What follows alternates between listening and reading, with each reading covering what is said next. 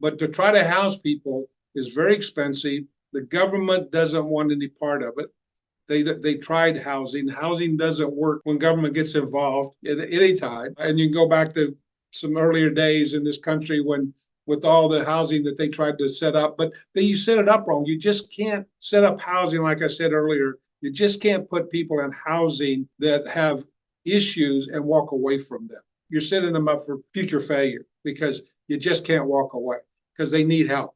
They were needing help when usually they moved into that apartment or that housing unit. And if you walk away, you've just started the process of getting them back on track, getting their lives restored. Welcome to Your Story Doesn't End Here, the mental health podcast of military and veterans who refuse to be silenced. I'm your host, Rachel, and my mission with this podcast is to be a voice for those who don't have a voice, bring awareness to mental health issues, provide value and solutions, and to change the culture when it comes to mental health within the DoD organizations.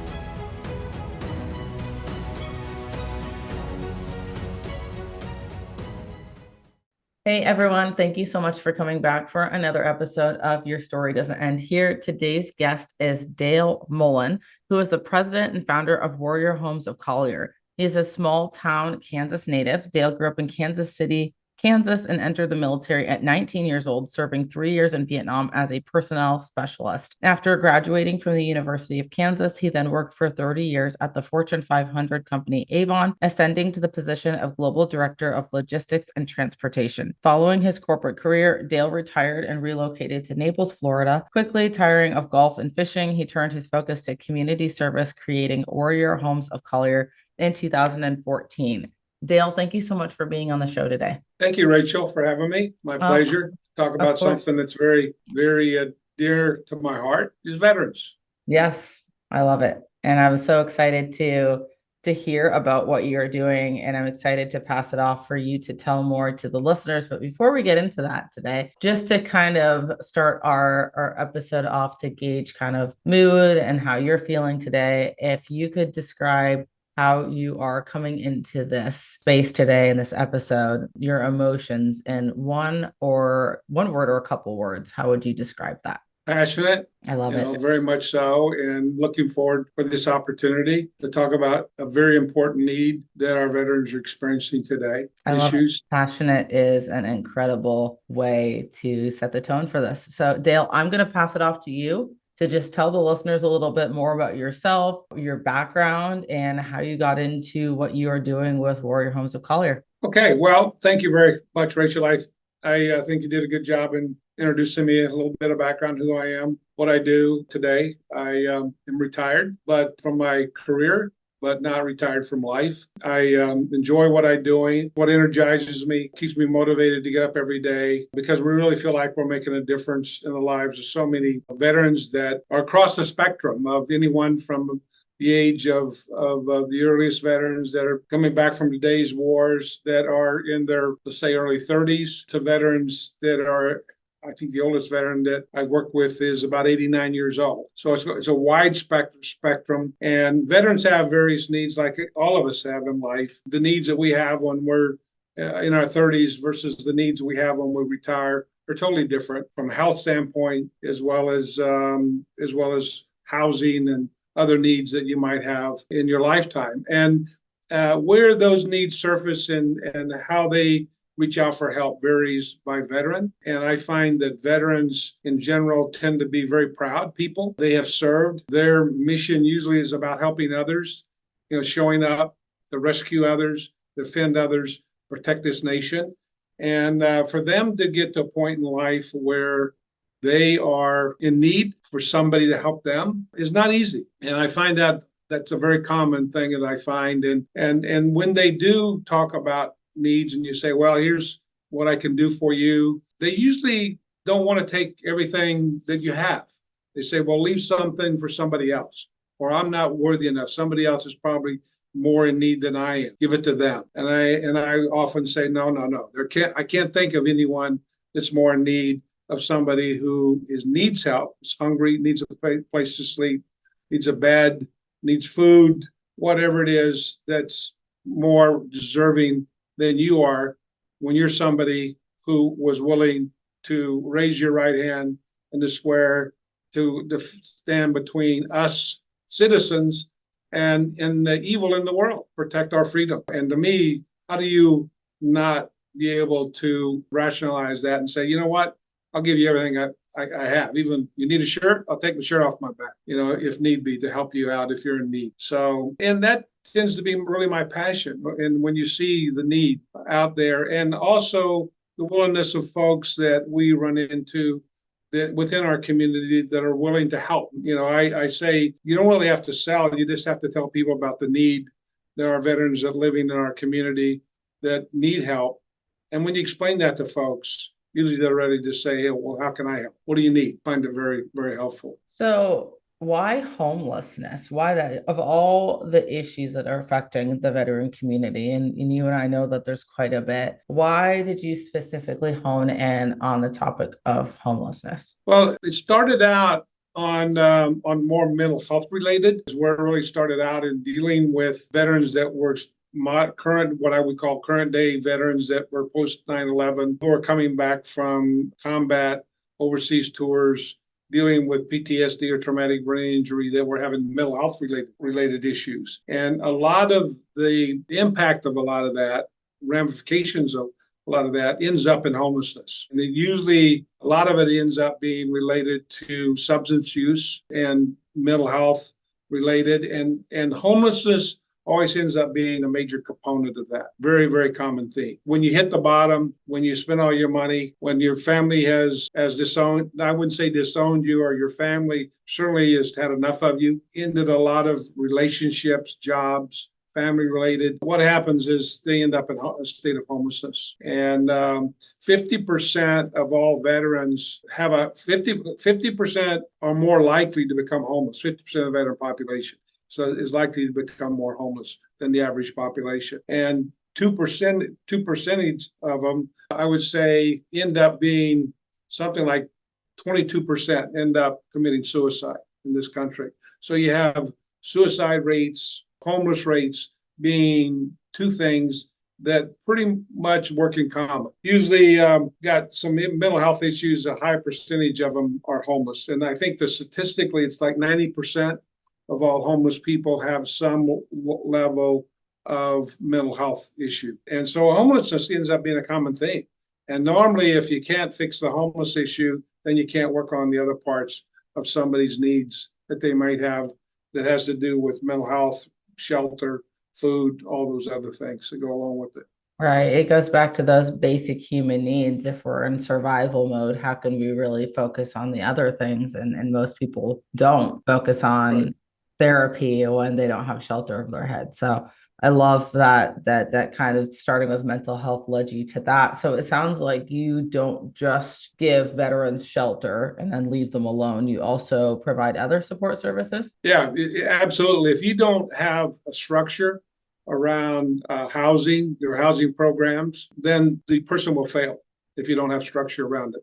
Structure meaning that all of the other key components of services that are needed that will help support that person in getting their life restored. If you don't have those, they'll fail. Because housing alone is not the answer. You see a lot of folks talking about on TV and newspaper articles and all we're doing is providing housing. We're housing people. We're housing people. We're housing people. I'll tell you what, that's not enough. You got to provide other services because, as I said earlier, 90% of all homeless people have some level of mental health disorder. Now, that doesn't mean it's permanent. That doesn't mean that they are dangerous to anybody, but it doesn't take long for somebody to become homeless that all of a sudden you develop some mental health issues, a lot of self-esteem, depression, a lot of things like that that are a result of that because you just don't have shelter. You just don't have shelter. And that is such a key component. And then you get into the areas of addiction, substance use. If you don't have, usually we've got programs that are called transitional housing for veterans that need transitional help during the time that they're in recovery. And housing is an important part of that component. It's an absolute important part. And our housing, we have different levels of housing that's on a spectrum from what you would call rapid housing, where somebody sleeping in their car, they're sleeping on the bench, they need to be housed immediately. That program is called rapid housing, where you put them into a motel or you put them into a shelter just to get them off the street, get them out of the weather, get them into housing. And then you get into what the next transition would be, what's called transitional housing, the next level. And that's where they stay a period of time. In our houses, about an average of 7 months they stay until they get a job. They can get back on their feet. We don't necessarily charge them rent. Depends on how much they have, if they have any income, get them back on their feet. And then we move them into what is called long-term supportive housing, where they get a job.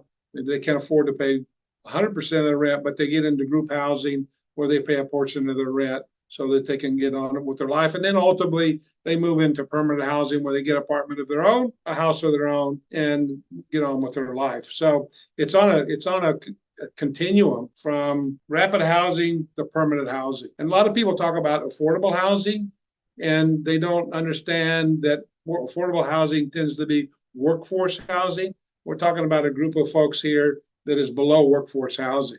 They don't even have a job, but you got to get them housed. So it's interesting that we're having this conversation right now about housing, and you talk about these models that are working for people. And I want to hear more in a second about if you have them, I guess, the statistics, or, if people tend to be successful after going through this program, or if people come back to where they started. But the reason I say this is an interesting topic of discussion is because in my area where I live, Whidbey Island, Washington, this is a huge topic right now of housing and homelessness. And what do we do? And you talk about affordable housing, and that's a huge topic of discussion.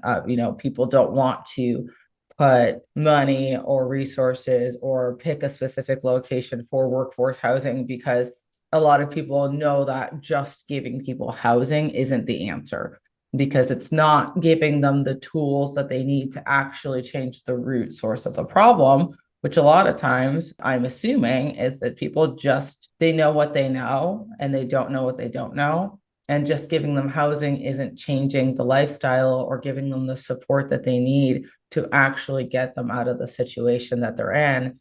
And so they kind of, would essentially be held in this like continuous cycle of this lifestyle. And the housing is only just checking one very small box out of the huge, situation that someone actually needs help with. And so kind of circling back to what I briefly mentioned a little bit ago, what success stories do you have, or do you have statistics to show that this model of helping people and supporting them with these different phases of housing, as opposed to just giving them a shelter over their head, that it works? It's a good question. We have statistics on the transitional housing part, which is where people come in with some level of substance use disorder, where they're trying to get their life back on track. This is a transitional house that people you might think probably more commonly called a sober house, where they usually come from a treatment program, where they've been into either most common is probably a 28-day type minimum of a in-house treatment program, where they've been detoxed, go through a treatment, and then they are released into what you would call a transitional house. And transitional houses are houses that, while they work on their recovery program, a lot of times, most commonly, it's called 90 meetings, 90 days, where they will go to 90 AA or UA or 90 days of program support every day while they're getting their life back in order, getting a job, that type of thing, going through whether it's a day program, night programs, getting their relationships a lot of times restored with their family and all. And that takes time, and it's not an overnight event. And we find the average stay is about 7 months is what it takes. We have what we define as an 86% success rate, and that's awful high. And the reason that I think it's high is for two primary reasons. One is you have people living in that transitional house that are like-minded. They're all veterans. They come in there, they've had success in their life, they've served in the military, they understand discipline, they understand what it means to achieve an objective and have goals, that type of thing. They know how to take orders. So you have someone has some experience with this type of living, and even living in a group home or living in a barracks.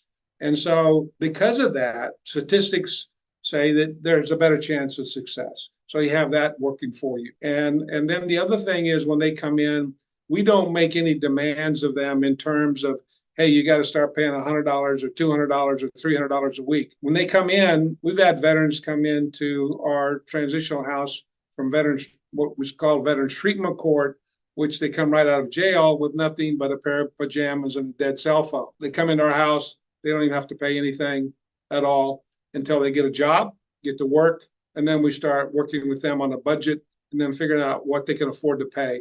They get their driver's license back, get a car, and as I said, they get a job and they move on with their life. And it takes about 7 months on an average for that to all fall into place. It doesn't happen overnight. And you got to have a family, you got to have a support system around them to make that happen. And those that really are successful are usually the ones that have a support system around them. If you don't, then they're more likely to fail, is if they don't have that support system. What is the physical footprint of all, because you mentioned several different facilities, right? The transitional, you have I don't remember all the names of them. You'd probably know them because this is your stuff. Yeah. You mentioned several different buildings, I guess, or support systems. What is the physical footprint of all this? Is this like a very large? They vary. The transitional house is a house that has 7 beds. It's in a neighborhood. It's got 7 beds, two veterans per bed, and then we have a kind of a house squad leader that overlooks the operation on a 24/7 basis. And there's 2 veterans per bed. And according to the best practices, because of the nature of what they're recovering from, it's very important that they have 2 per room, and they're twin beds. And they, isolation tends to be a very common issue with people that have either depression or drug use. So 2 in a room forces them to start interacting with people, other humans, which is very important. So that's the transitional house, and it's just in a neighborhood. It's not in a clinic. It's not in a jail. It's just in a regular neighborhood. If you drove by that house, you wouldn't even know that it's a transitional house. You just think it's another nice looking house in the neighborhood, but that's where they live. And it's in an area where a central part of town where they can get around with public transportation. And there's businesses around where they can get jobs.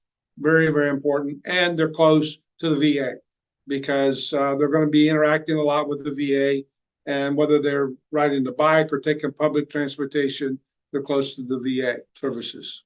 That's what is called a transitional house. Okay, I was going to ask, what about the other ones that you had mentioned? The other houses are what is called long-term supportive housing, and these vary by single-family homes that have 3 bedrooms, veteran in each bedroom, and they have a bathroom that they usually most of them have 2 baths in them, and they share a common area, and that's called long-term supportive housing. And we have 3 other properties like that. Most recent one we opened up is a apartment complex that has 10 apartment units. It's got 2 bedrooms per unit, so we house 20 veterans in there.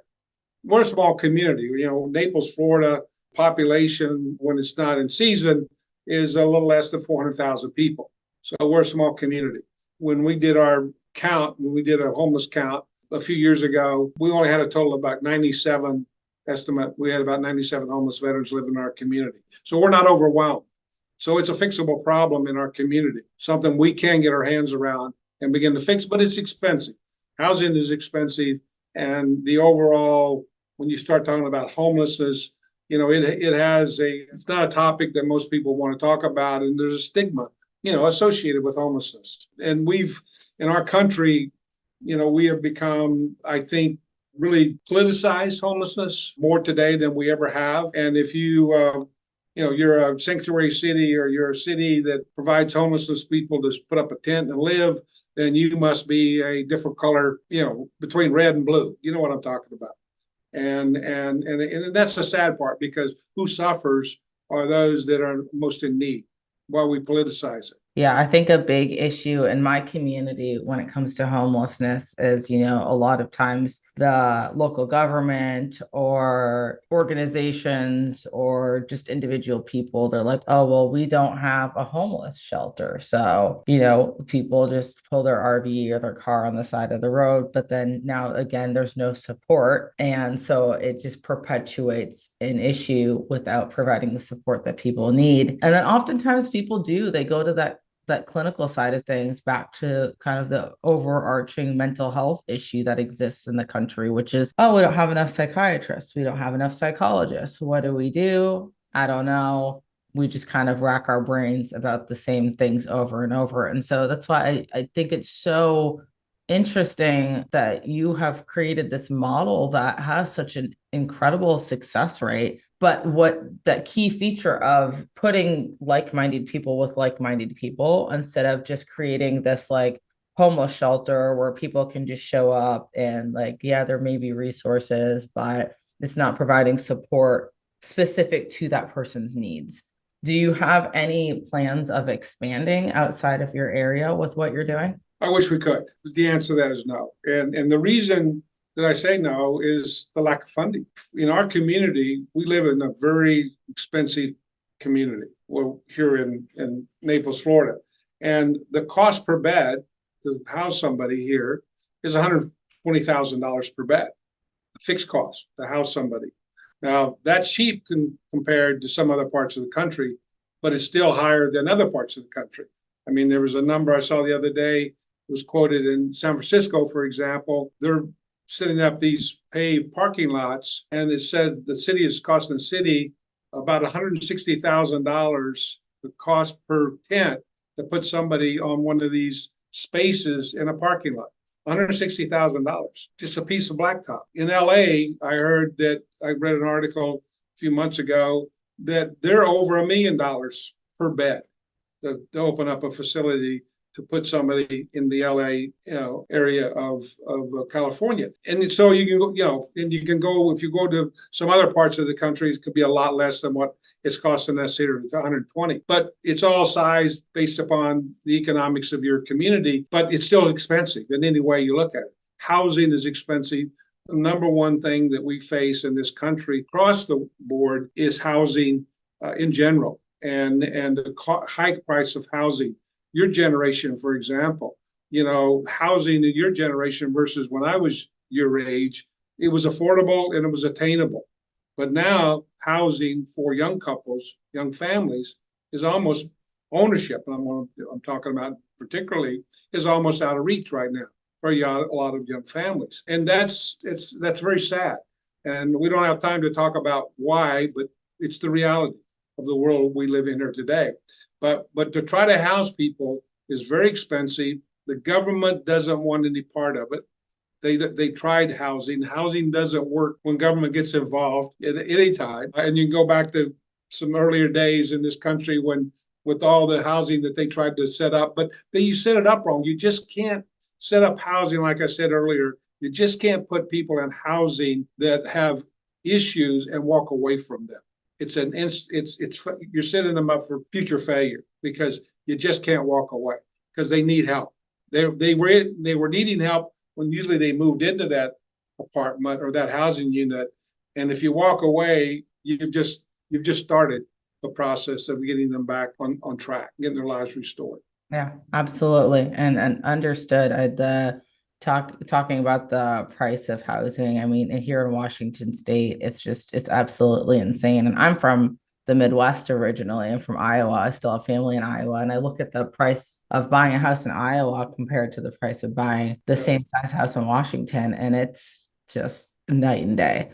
And so, it's not surprising to hear that places like California, it is in the millions or, 160,000 for a slab of blacktop somewhere, which sounds inhumane, honestly, at the end of the day, to charge that much for a slab of blacktop. Hopefully they're providing more services than just a tent on a piece of blacktop, but I don't know. And, again, we don't have. Well, it's all the support services they have around. They got to rent the property, it's the rent a parking lot, which is probably not very, it's probably very expensive in the inner city, set up all the services around that, sanitation, water and everything else they're providing. It gets to be very expensive to provide any support services when it comes for people to live. And there's just not a lot of money available to do it.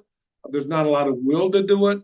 And, one of the things that, going back to what I mentioned before about the stigma, people think that all homeless people are lazy. There are homeless people that work. They just don't make enough money to buy a place to live. Or they're doubling up in apartment units, or they're doubling up sleeping in cars, or all kinds of places because they don't have enough money to rent something or to buy something. And because of the wage, and we know about minimum wage. And the veterans that we're seeing today, these older veterans, and we didn't talk much about the seniors, a little bit about that, but the seniors are the most vulnerable, one of the other vulnerable populations right now. And the Wall Street Journal did an article back in September. They came down to even Florida, and as they were doing a national review of the homeless situation here in our country. And what better place to do it was in South Florida, where a lot of retirees live. And they called it the silver tsunami. It's now happening, and it's hitting the baby boom. It's hitting the boomers that were born back in the 40s that now are at a point in time in their life where they're on. A lot of these that we run into are seniors that are in their way past 65 years old. The average age is about 72. Their average income, Social Security income, is about $1,200 a month. That's it. For whatever reason, that's the financial situation they're in. You cannot rent, in our community, you cannot rent a one-bedroom apartment for anything less than about $1,700 to $1,800 a month, where we live here in South Florida. So you're already forcing a huge percentage of the elderly population, whether they're male or female, into homelessness. And I don't know, and that I think is probably starting to prevail throughout the country from what I understand. And we have that problem right here where we live. Yeah, I know, especially during COVID timeframe, Florida was one of those states that got hit really hard with hiking the rental prices to just insane amounts. And I was curious especially for seniors, is there not? Well, we not only got hit with that, but we also got hit with Ian. So we got hit with hurricanes. Yeah. And those two things up and down the west coast of Florida have really reduced property capacity, and as well as Ian. So yeah, that too. Is there not, for seniors specifically, since we're on this topic, is there senior housing that is more affordable, or is the senior housing even at that $1,600 to $1,700 a month rate? Right. Wow. The issues we have where we live is there's just a lack of public housing and low-cost housing here in this community, and very little Section 8 housing. And there's all kinds of land usage and density issues that provide protection, for those that want to keep property values up and keep a lot of people moving in to your community. Population growth, trying to restrict the population growth. So they really don't spend a lot of money on social services here in this part of Florida. So then my question would be, if we know that rent is at a certain capacity and you're providing these services to be able to help people get on their own feet, get a job established, get rentals, how do we get to that point where people can afford this rent that is what seems to be unaffordable for most people? Are you helping place them into better paying jobs, or for seniors, are they getting access to more resources, or where are you, if you're able to, I guess, filling that gap to help people get to a point where they're able to sustain themselves on their own? Well, you can help the younger veterans. Get a number of them now that go through the transitional houses are either going to college for the first time, or getting their master's degree in areas that they understand now they can make money in, or they're going to trade schools and things like that. So you're helping them become more competitive, so they in the community which they live, get better jobs and that type of thing. So yes, we help them do that. That's part of the supporting services that you try to provide around them is so they can improve their income levels. Yeah. And then what Definitely. about for the senior population that you can't really send them to like a school or anything because a lot of them are in that retirement age? Is there anything? Well, there's not a lot you can do. What you try to do is provide housing that the government doesn't provide. You try to provide housing that the average, I just read the paper here the other day, the average medium house here where we live right now is a little over $600,000 a year. I mean, that's what it, not a year, that's what it costs, the average selling price of a house. And the average medium income where we live here is about a little over $90,000 a year. So when you look at that competing with people at the far end of the spectrum, income level, that fall into folks that are below the minimum level, whether they're working or not working, you're talking about probably half the population here who are really working at a wage below the poverty level.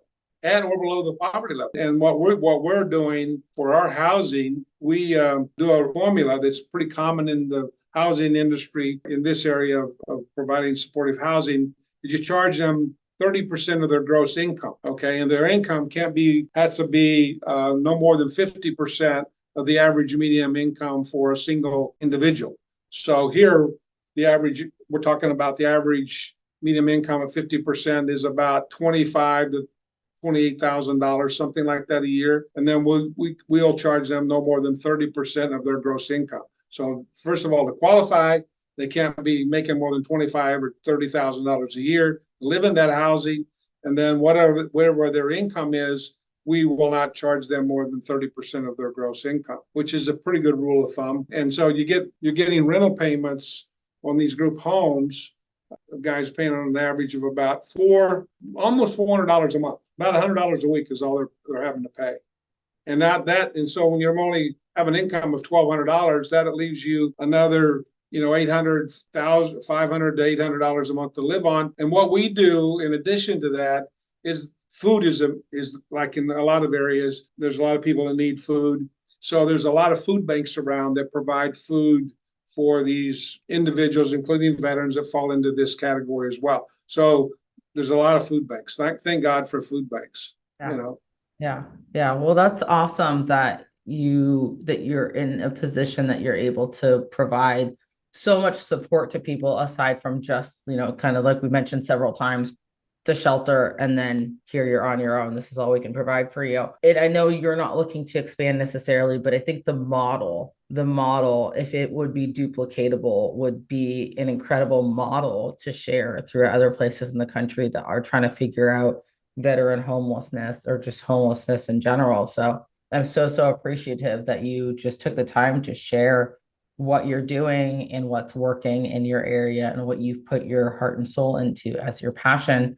Where can people find you and how can they best support what you are doing with? Well, we have a website and it's www.collier.org. Stands for what it is, www.collier.org, COLLIER.org is how you can go check out our website, see what we're doing. There's a lot of information on our website, and we find that that's just a great way to get the message out. And there's a donate page on there if you want to donate to help what we're doing here in Collier County. We'll answer any emails that we get. Anybody that has an interest in talking to us about what we're doing, want to learn. I mean, it's transportable what we do. It's nothing breakthrough. It's just a lot of folks determined, dedicated, have a heart and a passion. Most of the people that are involved with us are either a veteran, they have a relative who is a veteran, or they're very patriotic, that really care about helping others. And thank God we have in our community a lot of folks like that. And for someone who needs the services that you provide, what's the best way for them to get in contact with you? Same way? Same way. Yeah, you can go to info@www.collier.org and send an email, and I guarantee you somebody will answer it. And we have quite a few organizations that we collaborate with here, which is another part we never even talked about. This whole area is such a major, I would say, effort that you cannot do it alone. And we collaborate with about 18 other organizations here in our county that help us provide surround services for veterans. And so if you contact us through info@www.collier.org,